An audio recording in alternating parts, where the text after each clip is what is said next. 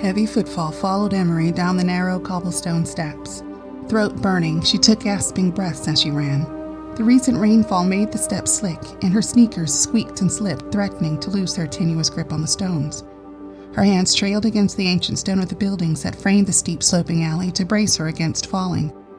Voices of the crowd heading toward the city center, and the flickering light of the candles each person held, bounced against the slick surface of the alley masonry. Gasping and shaking, Emery continued her descent.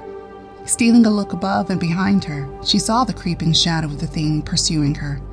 Its thudding footsteps drew closer. She heard the crowd above her as it surged past the entrance to the alley. She also heard the voices of the crowd rising from the street below. So close. Each voice shouted a chaotic song of the holiday. Hands grasped makeshift candlesticks within which tall, yellow, gold, or red candles sat lit for the night's celebration. Drunk men and women squealed and shouted with merriment. They moved as one body toward the towering Christmas tree for Christmas Eve's countdown, and no one noticed Emery's fight against death. Slipping and skidding, she glanced behind her to gauge the distance between her and her pursuer once more. She saw it clearly, for the first time. Pale pink skin. Dull, hay-like hair, long, clawing fingers, legs slick, turned backward, and hinged like the legs of an animal. Its face thin, pointed, its pink eyes lifted at the edges with lashes long, thick, and black. Its movements were fluid, elegant, horrifying. It thundered toward Emery, who stood frozen in terror. She hadn't seen it in all its awfulness in the shop earlier. She had only seen pink eyes glowing beneath the hooded cloak it wore.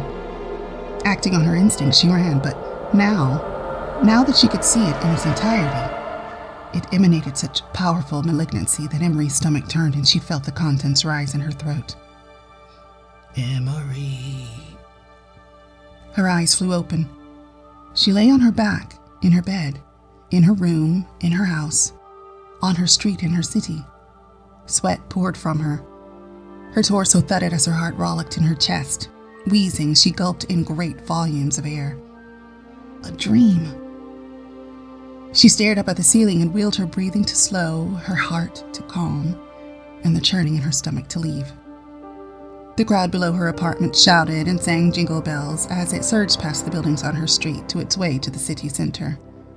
Sighing in relief, she turned to look at her bedside clock.